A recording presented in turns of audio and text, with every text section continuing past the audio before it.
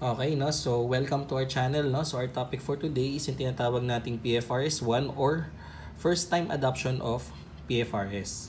Okay, so before we start, no, explain lang natin, no, saan ba galing itong PFRS. Okay?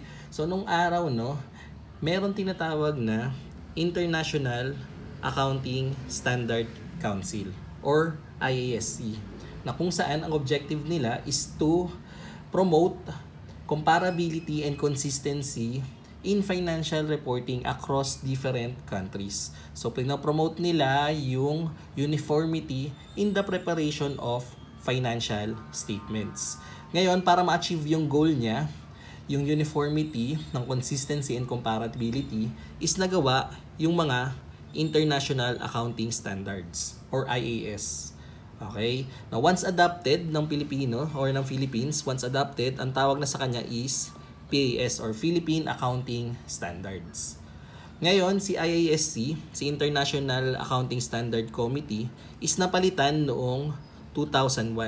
Okay? Napalitan siya ng 2001 na naging ang pangalan niya is International Accounting Standard Board. Okay? Or IASB. Same pa rin naman sila ng objective ni IASC na kung saan uniformity of financial reporting. At inadapt din nila yung mga IAS, yung mga International Accounting Standards. Yun nga lang, kapag ka naglabas sila, nag-pronounce sila or nag-issue sila ng mga panibagong standards, ang tawag na doon is International Financial Reporting Standards or IFRS. Okay? So, ngayon, dito sa Pilipinas, meron tayong tinatawag na Financial Reporting Standard Council na kung saan galing ito sa PRC, sa Professional Regulation Commission na as recommended ng BOA, gumawa ng tinatawag na, as recommended ng Board of Accountancy, na gumawa ng tinatawag na Financial Reporting Standard Council. Ngayon, si Financial Reporting Standard Council is nire-review niya lahat ng issuance ni IASB, ni International Accounting Standards Board. Nire-review niya lahat ng IFRS, lahat ng IAS, na kung saan, kapag ka-applicable dito sa Pilipinas, is ina-adapt natin. Okay? Once adopted, ang tawag na sa kanya is PFRS, which is yung topic natin today. Okay? Yung PFRS. So, ano ba ang nilalaman nitong PFRS? Ang nilalaman nito generally as a collective rule is yung mga PAS, yung mga Philippine Accounting Standards. Kasama din dyan yung mga PFRS, of course, yung mga Philippine Financial Reporting Standards and lahat ng interpretations. Okay, lahat ng interpretations is kasama. Okay? So para saan ba itong PFRS? Okay? Itong PFRS is para sa makagawa ka ng tinatawag na General Purpose FS. Okay? So, paano mo masasabi na first time adoption ka ng PFRS? Ang sabi ng standards, no? The first PFRS financial statements are the first annual statements in which an entity adopts PFRS by an explicit and unreserved statement of compliance with the PFRS. So, yung pinakauna mong annual financial statements or annual FS is merong explicit and unreserved statement na kino-comply mo yung PFRS. So, first time adoption mo kapag ka meron kang explicit and unreserved statement as to compliance of PFRS. Financial statements presented by an entity in the current year would qualify as first PFRS financial statements under the following conditions. So, under the following conditions is considered ka rin as first-time adopter. So, number 1 is when an entity presented its most recent previous financial statements under National GAAP inconsistent with PFRS in all respect. So, yung FS mo, presented daw sa Generally Accepted Accounting Principle na kung saan itong GAAP mo kasi is rule-based. Okay? Yung GAAP mo is rule-based whereas yung PFRS mo is based on principles. So, ibig sabihin, inconsistent ka dun sa PFRS. So, first time adopter ka din kapag ka yung previously or yung previous financial statement mo or the most recent FS is presented under GAAP. Next is kapag may inconformity with PFRS in all respect, but these statements did not contain an explicit and unreserved statement of compliance with PFRS. Nag-present ka under PFRS pero walang explicit statement and walang unreserved statement as to compliance with PFRS. So therefore, first time adopter ka pa din. Next is yung containing an explicit statement of compliance with some but not all. Okay? So hindi lahat, no? Hindi lahat ng PFRS is inadapt mo. Yung iba lang, okay? So since yung iba lang, first time adopter ka din. And lastly, so for number 1 is yung under national GAAP ka with a reconciliation of selected figures to amount determined under PFRS. So nag-present ka uli sa GAAP, okay? Pero gumawa ka ng reconciliation. Okay? Yun nga lang yung reconciliation mo is selected figures lamang. Since selected figures lamang, therefore, first time adopter ka pa din dapat. Okay? Number 2, when an entity prepared financial statement in previous period under PFRS, the financial statements were for internal use. Okay? So, nag-prepare ka ng FS under PFRS, sa full PFRS. Yun nga lang, ginamit mo lang siya for internal use. So, since ginamit mo siya for internal use, therefore, first time adopter ka pa din. Kasi nga, dapat general purpose. Since general purpose, ibig sabihin, yung FS mo dapat sa general purpose is dapat gamit siya for external use. Okay? Number 3, when an entity prepared financial statements in previous period under PFRS for consolidation purposes without preparing a complete set of financial statements. So, nag-prepare ka ng full PFRS na gagamitin daw for consolidation. Yun nga lang, hindi ka pa rin gumawa ng complete set of FS. Since hindi ka gumawa ng complete set, may reservation ka pa din. Therefore, first time adopter ka pa din. Okay? And lastly, when an entity did not present financial statement in the previous period. So kung walang FS last year, okay, bagong company ka pa lang, pwede ka pa rin mag-fall sa first time adoption of PFRS. Okay? So ngayon, para masabi mo na nag-adopt ka ng PFRS is dapat merong explicit and unreserved statement as to compliance with PFRS. So, saan yan nakikita? Usually nakikita yan sa notes o kaya naman merong separate statement. Okay? So, date of transition to PFRS. The date of transition to PFRS refers to the beginning of the earliest period for which an entity present full comparative information in its PFRS financial statement. So, kapag ka inadapt mo na daw yung PFRS, kailangan mag-provide ka ng beginning earliest period of FS. Okay? So for example, bagong entity ka. Okay? Na kung saan ang reporting mo is 2024. Okay? Since 2024, ang calendar mo niyan is December 31. Okay? Kailangan mag-present ka daw ng full comparative information as the earliest period. Yung earliest period niyan, na comparative niyan, is yung tinatawag na January 1, 2024. Okay?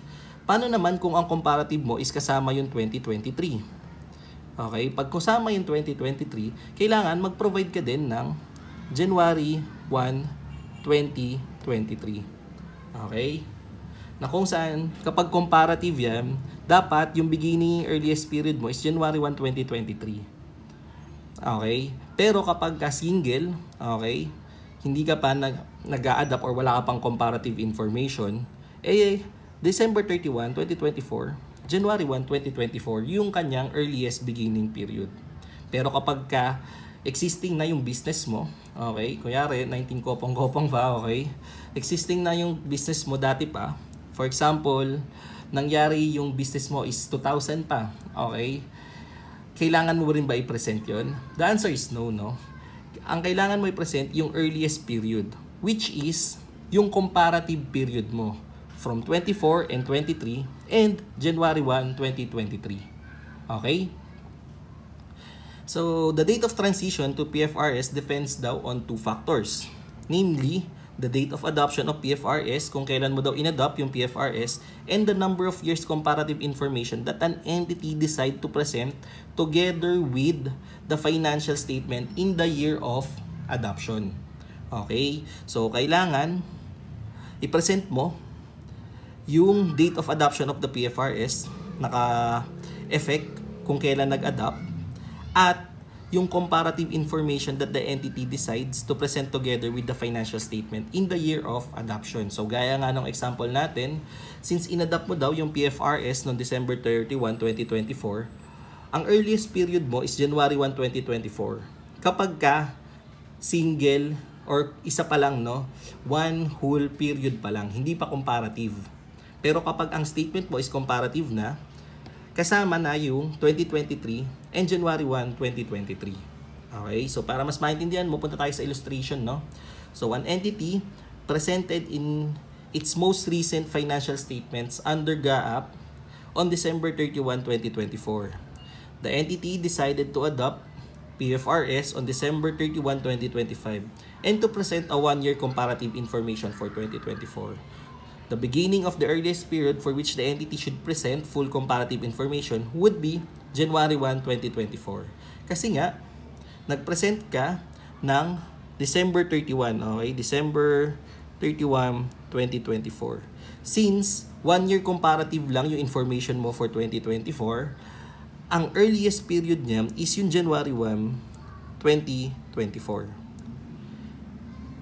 Okay? So, in case naman, the date of transition to PFRS is January 1 and the opening PFRS statement of financial position would be January 1, 2024. Okay? However, if the entity decided to present a two-year comparative information, which is yung 2024 and yung 2023, the beginning earliest period of the entity should present full comparative ng January 1, 2023. Okay? Kaya magiging 3 periods na yung earliest ng comparative, which is yung 2023.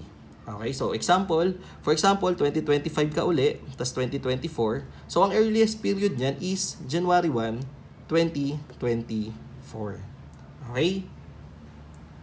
So, in this case, the date of transition to PFRS is January 1, 2023 and the opening PFRS statement of financial position would be January 1, 2023.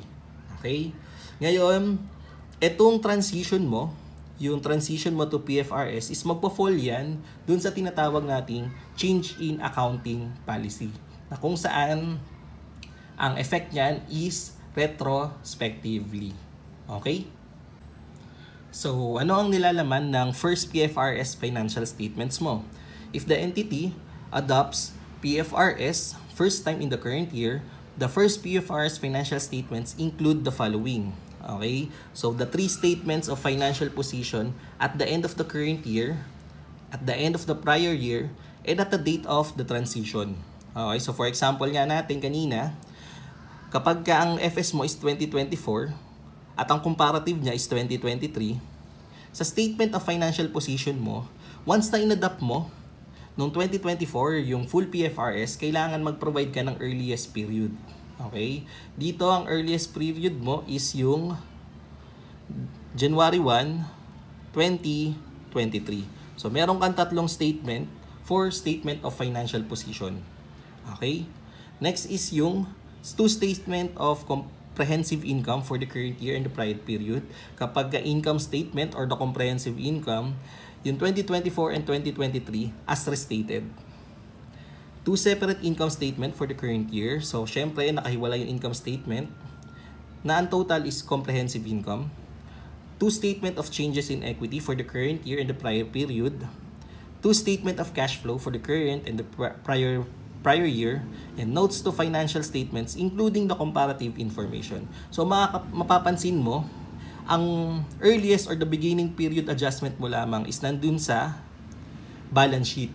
Okay? Kasi nga, yung change in accounting policy mo or the first time adoption of PFRS is magpo-fall dun sa tinatawag nating change in accounting policy, which is adjustment retrospectively. At i-adjust mo sila sa equity component, which is retained earnings. Okay? So first-time adopter, a first-time adopter is an entity that present for the first time its financial statements in conformity with the Philippine Financial Reporting Standards. In other words, an entity is considered a first-time adopter when for the first time such entity makes an explicit and unreserved statement its general purpose financial statement comply with Philippine Financial Reporting Standards. So masasabi mo lang na first-time adopter ka kapag gumawa ka pa lang nung explicit and unreserved statement dun sa general purpose financial statements mo to comply with PFRS. Okay? And yung mga cases dun sa previously discussion is first-time adopter din. Okay? Kasi nga, wala silang explicit and unreserved statement nung adoption ng PFRS. Okay? Then the opening PFRS statement of financial position, gaya nga ng sabi natin, since ang application mo ng adoption ng first PFRS is a change in accounting policy, therefore, kailangan i-recognize mo lahat ng asset and liabilities as required by the PFRS. The recognized asset and liabilities not permitted by PFRS. Kung meron kang asset and liabilities na nilagay mo sa financial statements mo na hindi ina-allowed ng PFRS, example natin yan, yung mga research expenses na kinapitalize mo. Therefore, kailangan tanggalin mo. Okay? Reclassify items that is recognized under previous GAAP as one type of asset, liability, or equity, but a different type of asset, liability, or equity under PFRS. So, kailangan i-reclassify mo daw lahat ng mga nirecognize mo previously sa GAAP na kailangan mag-reflect na sa full PFRS or the PFRS and measure all recognized asset and liabilities in compliance with the PFRS. Any adjustment required to present an opening PFRS statement of financial position should be recognized in retained earnings or if appropriate in another component of equity. Okay?